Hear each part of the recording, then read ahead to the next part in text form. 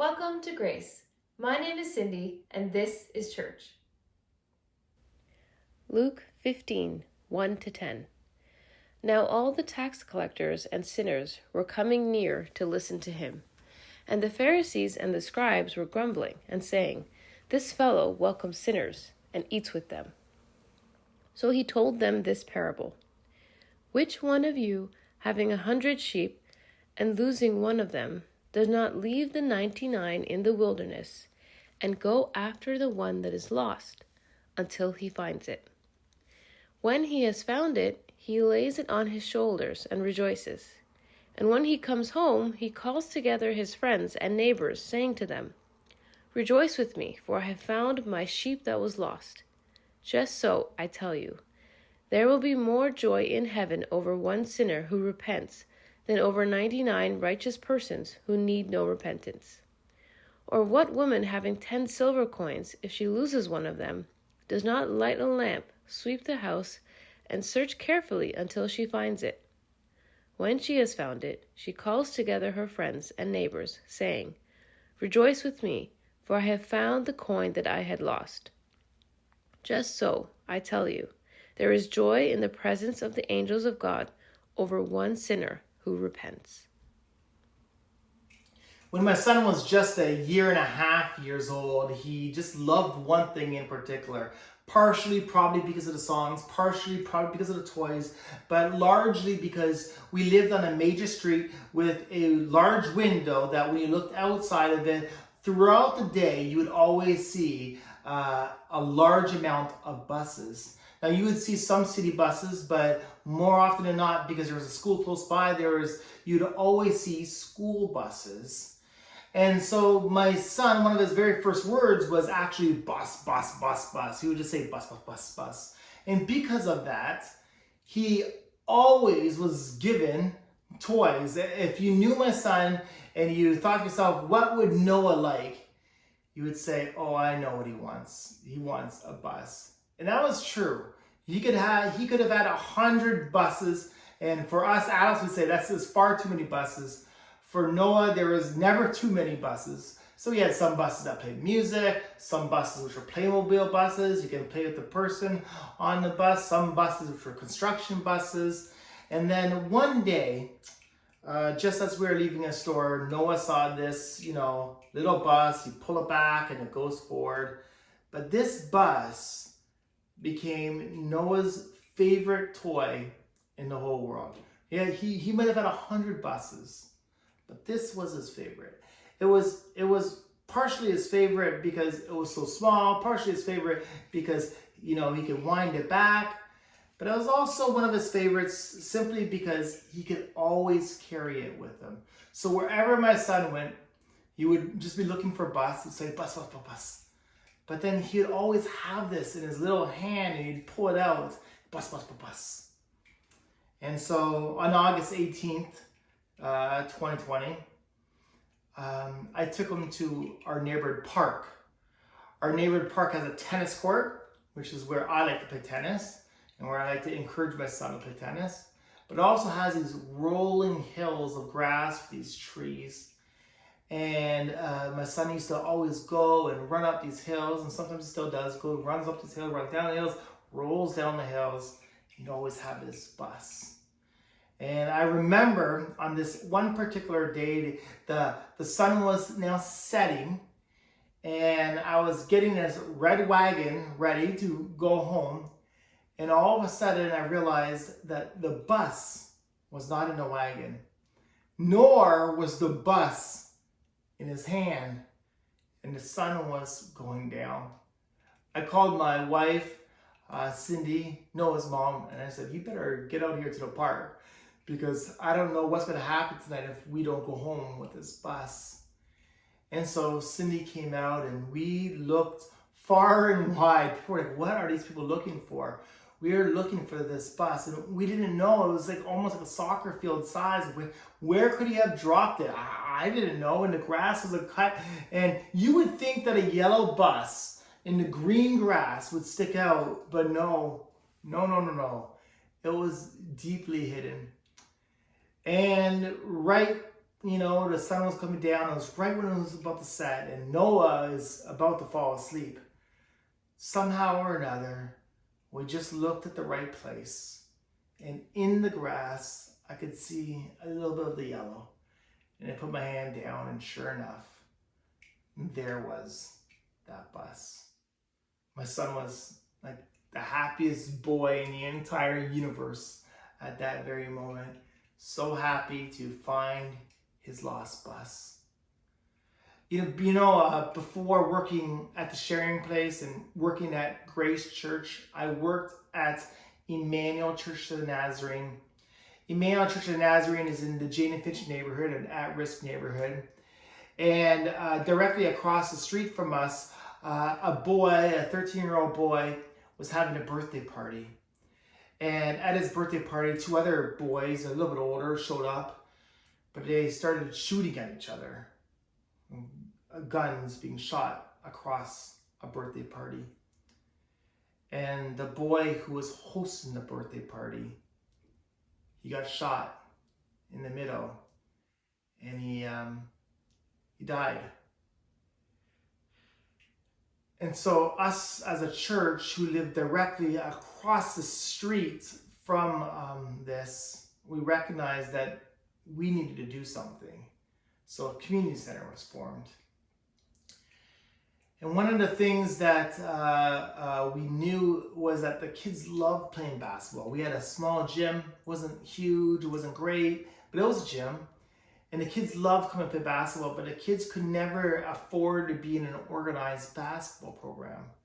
And so we decided we would find a way that we would be able to host an organized basketball program. Kids would get their own jerseys, we'd have referees, we'd have game days, and it would just give the kids something to look forward to and something to bring joy to their life. Well, I was in charge of training the referees. I grew up playing basketball, so I knew about referees, and definitely I knew about referee interactions, if you know anything about Stephen. But I had never refereed, so I got this really thick manual, how to referee specifically children.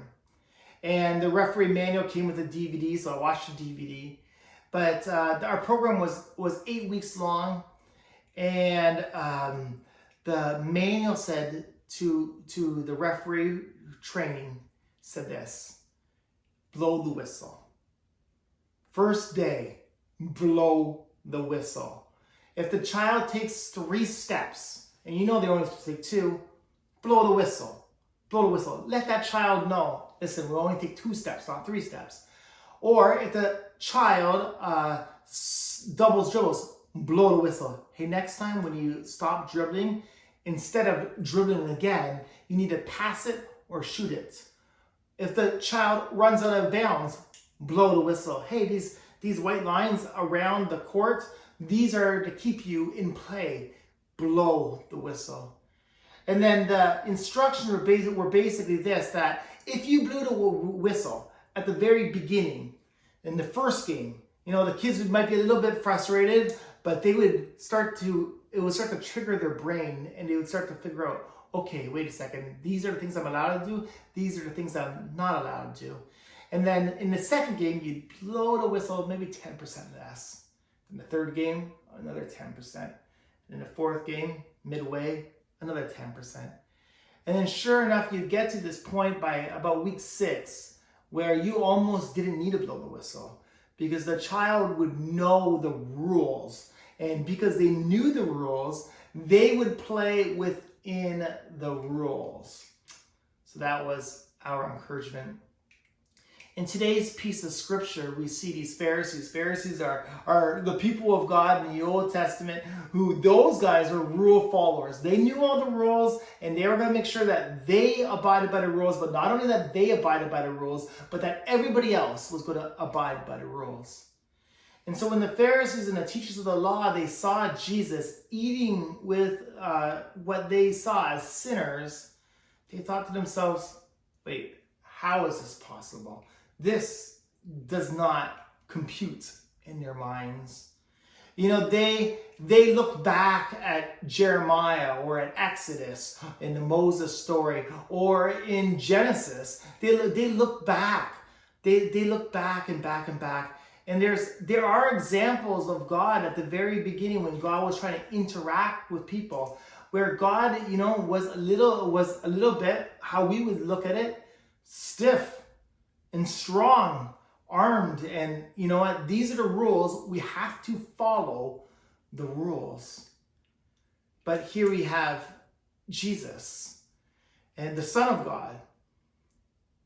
And the Pharisees were like, wait a second, I'm confused. I know he just said to eat with the poor, invite the poor. But he also said, you know what, come and be a disciple. That's going to cost a lot. Now, how in the world do those two things end up with him eating with sinners? And now Jesus is going to come up with the parables. And you probably know all the parables, but the first parable is the parable of the lost sheep. If you had 99 sheep, if you had 100 sheep, 99 were safe and secure, but you knew one was lost, you would leave those 99 to go find that lost one. Kind of like my son with this bus. And then he goes on with the lost coin.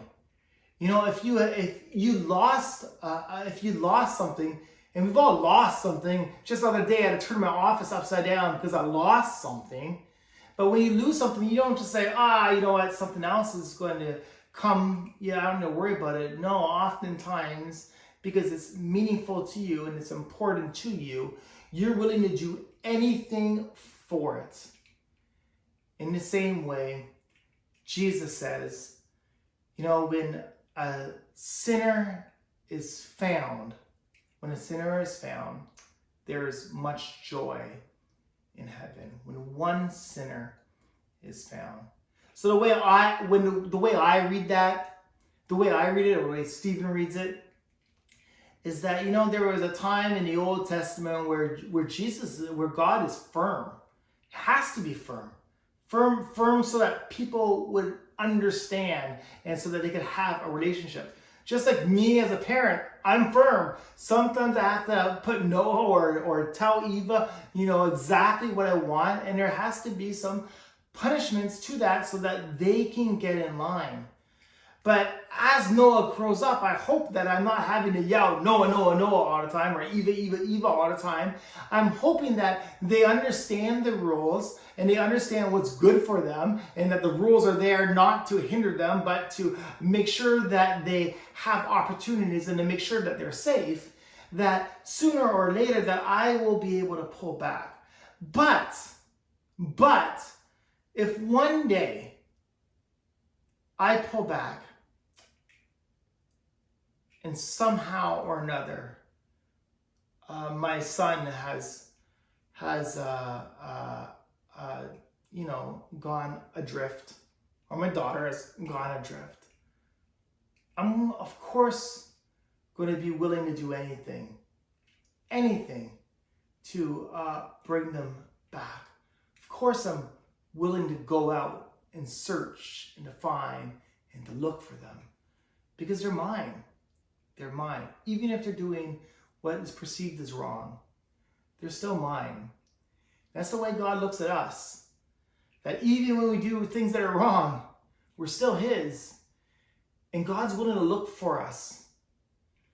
The story has, I guess, a couple points that at least I take out of it.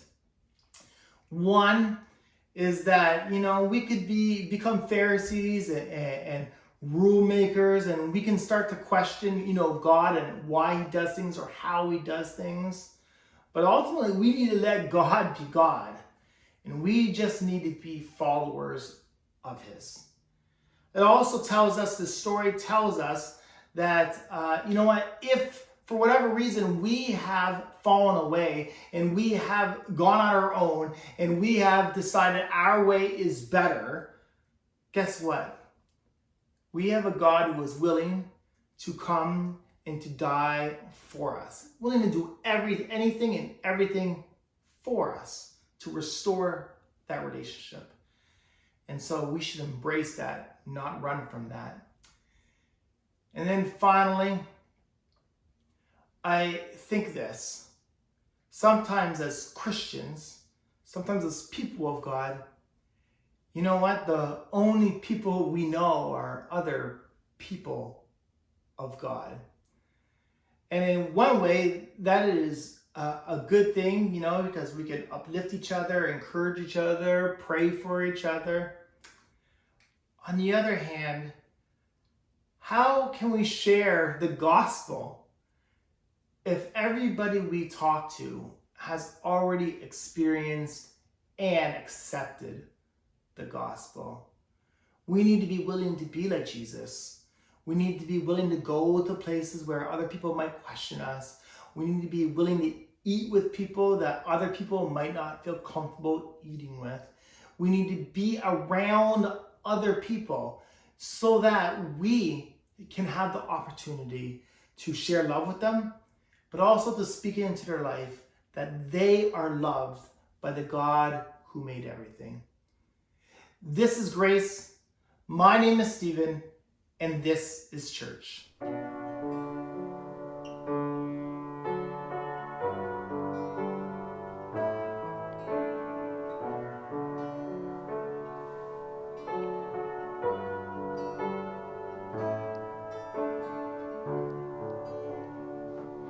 It was my cross you bore, so I could live in the freedom you died for. And now my life is yours, and I will sing of your goodness forevermore. Worthy is your name, Jesus. You deserve the praise. Worthy is your name. Worthy is your name, Jesus. You deserve the praise. Worthy is your name.